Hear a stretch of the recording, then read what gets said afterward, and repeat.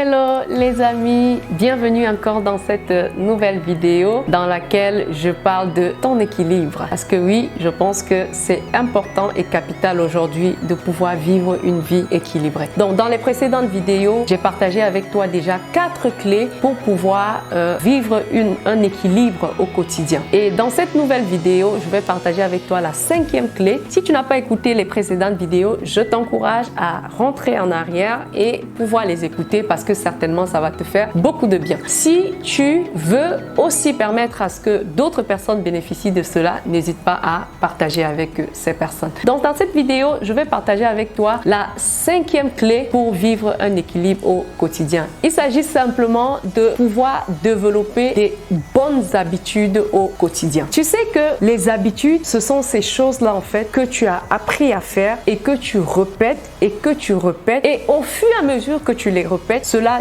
devient un caractère, et ce caractère-là, c'est ça qui va te permettre de te différencier dans la vie et de pouvoir réussir. Donc ma question pour toi aujourd'hui, c'est: quelles sont tes habitudes? Il faut que tu puisses développer les bonnes habitudes parce que ces habitudes-là font partie des éléments qui vont te permettre de vivre une vie équilibrée. Dans la première vidéo, je pense bien, j'avais partagé quelques habitudes que moi j'ai développées et qui peuvent aider à pouvoir avoir cet équilibre-là au quotidien. N'oublie pas, on a dit que quand on parle d'équilibre, on parle toujours des 3 dimensions. Ça veut dire que ton esprit, ton âme et ton corps.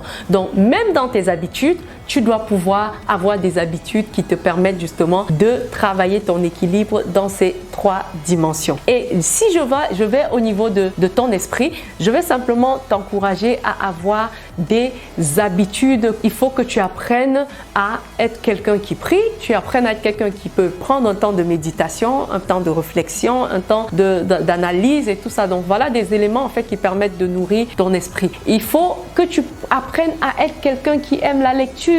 Pour ceux qui ont vu déjà certaines de mes vidéos où je partage mon expérience par rapport à la lecture, moi, j'ai jamais aimé la lecture. Quand je dis jamais, c'est jamais les amis. Jamais. Depuis que j'ai été toute petite jusqu'à ce que j'arrive en 2018, je n'avais jamais lu un livre. Donc si toi aussi tu n'as jamais lu un livre, sache que c'est pas grave. Tu peux apprendre à lire. Aujourd'hui, je peux lire jusqu'à 2-3 livres par mois parce que j'ai compris l'importance de la lecture et j'ai simplement décidé d'être cette personne-là qui lit beaucoup. Et je me suis fait accompagner, je préfère le préciser. Ce n'est pas venu d'un cliquement de doigts. Je me suis fait accompagner. J'ai appris à aimer la lecture, j'ai appris à lire rapidement, donc j'ai fait des formations et tout ça, ce sont des éléments qui m'ont aidé et qui permettent qu'aujourd'hui je sois cette personne-là qui peut lire jusqu'à 2-3 livres. Donc toi aussi tu peux y arriver parce que les livres, la connaissance, ce sont des éléments qui vont permettre de développer ton mindset, qui vont permettre de développer ton système de pensée et te permettre justement d'être cette personne-là qui va engendrer son équilibre au quotidien. D'accord? Et petite astuce, que tu sois chrétien ou pas, je te recommande de lire la Bible. Parce que la Bible, c'est un livre de sagesse. Vraiment, les amis, la Bible, c'est un livre de sagesse. La connaissance qui est dans la Bible, franchement, ça fait beaucoup de bien. Ça te permet vraiment d'élever ton esprit. Ça te permet vraiment de pouvoir être cette personne-là qui a des principes, qui a des valeurs, qui à un certain moment sera forcément différenciée dans la société. Donc, je t'encourage à lire la Bible. Maintenant, concernant ton âme, on a dit que ton âme, c'était quoi? C'était vraiment cette boîte noire-là qui a enregistré tout ce qui s'est passé dans ta vie depuis que tu es né. Donc, quand tu as identifié des éléments qui sont restés dans ton âme, qui vont être parfois des blessures, que tu as des blessures émotionnelles, ça va être le rejet, ça va être l'humiliation, ça va être la trahison, vraiment toutes ces choses-là que tu as vécues, qui ont engendré un certain nombre de choses en toi. Quand tu as identifié ces choses-là, ce que je vais t'encourager à faire, c'est d'aller chercher comment être accompagné pour guérir de ces blessures-là. Guérir de ces blessures. Les livres aussi sont un moyen de guérir. Ça veut dire que tu peux lire un livre, par exemple, si tu as vécu beaucoup d'humiliation dans ton enfance ou dans ta jeunesse, ou alors tu as vécu des situations de trahison, ouais, tu as fait confiance à quelqu'un et la personne t'a trahi et tout. Tu peux lire des livres dans ces couloirs-là pour comprendre comment tu peux faire pour avoir des clés pour sortir de là. Donc, pour que ton âme, en fait, soit saturée par des nouvelles pensées, par un nouveau système de pensée et te permettre ainsi de vivre un certain équilibre. Donc, il faut que tu puisses identifier déjà ces choses-là, ces blessures-là, ces éléments qui te permettent, qui t'empêchent d'être toi-même, qui t'empêchent d'être équilibré au niveau de ton âme. Et maintenant, trouver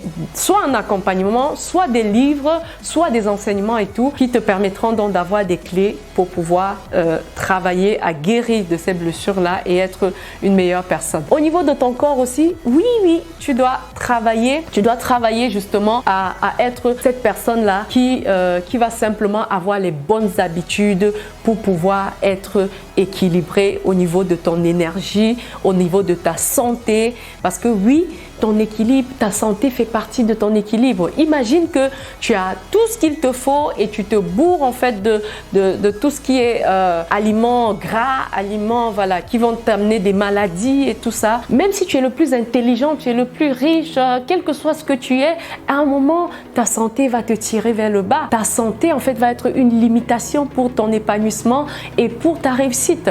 Donc c'est important d'investir, d'avoir des bonnes habitudes de santé, de manger sain, de manger bio, de manger équilibré, de boire beaucoup d'eau. Et voilà, il y a des livres qui parlent de cela, il y a des enseignements qui parlent de cela. C'est pas forcément mon couloir, donc c'est à toi d'aller chercher. Je t'encourage à aller chercher des informations, mais décide simplement d'être une personne qui a des bonnes habitudes au niveau de sa santé. Une astuce aussi qui marche très bien, c'est le jeûne. Le jeûne, en fait, c'est ta capacité à, pour ceux qui sont dans le domaine, enfin qui sont chrétiens ou bien qui sont des personnes, des êtres spirituels, le jeûne en fait, ça va être se priver des aliments et tout pour prier, pour s'élever spirituellement. Mais le jeûne simplement, c'est se priver des aliments pendant un certain temps. Ça veut dire que tu peux te dire par exemple que je vais manger très tôt le matin, je prends un petit déjeuner, mais mon prochain repas va être à 16h par exemple. Voilà, j'ai pris un jeûne d'une certaine période, je me suis privé de repas pendant une certaine période et tout ça fait partie en fait des éléments qui aident à avoir une meilleure santé, d'accord? Donc tu peux faire davantage des recherches là-dessus, mais sache une seule chose, pour ton équilibre, il faut que tu aies des habitudes de santé. Ne mange pas très tard, voilà, il faut qu'il y ait une certaine heure à laquelle tu manges plus. Ne mange pas certaines choses. Donc voilà, ce sont un ensemble de choses, ce sont des choses en fait qui vont te permettre d'être équilibré. Et aussi, travaille ton énergie. Parce que comme je t'ai expliqué, la vie c'est l'énergie. Si tu n'as pas l'énergie qu'il faut, tu ne pourras pas courir pour faire ce qu'il faut. Tu ne seras pas proactif, tu ne seras pas dynamique. Tu risques d'être nonchalant et tout. Donc, travaille ton énergie. Pour moi, c'est le sport. 30 minutes tous les matins, ça fait beaucoup de bien. Toi aussi, tu peux trouver ta routine à toi. Ça peut être 15 minutes, ça peut être la marche, ça peut être le vélo. J'ai un de mes papas, il a pratiquement, je crois, 70 ans et il fait le vélo. Mais je l'apprécie beaucoup parce que ça l'aide à garder. Vous imaginez quelqu'un qui a pratiquement 70 ans mais qui est très plein d'énergie, c'est parce qu'il fait beaucoup cet exercice tout le temps, chaque semaine, il fait le tour de la ville avec le vélo. Donc toi aussi tu peux développer ta routine, mais sache une seule chose, pour ton équilibre, il te faut absolument avoir des bonnes habitudes. Donc prends le temps d'avoir des habitudes dans le domaine spirituel pour bâtir ton esprit, des habitudes au niveau de ton âme pour restaurer ton âme, pour pouvoir permettre de guérir des choses qui te limitent et pouvoir travailler à ton équilibre physique. Donc merci beaucoup de m'avoir écouté, j'espère que ça t'a fait beaucoup de bien et si c'est le cas, n'hésite pas à partager avec le plus grand nombre de personnes pour que eux aussi puissent bénéficier de ce que nous avons vu cet après-midi ou ce matin en fonction de là où tu te trouves et rendez-vous dans la prochaine vidéo pour la prochaine astuce.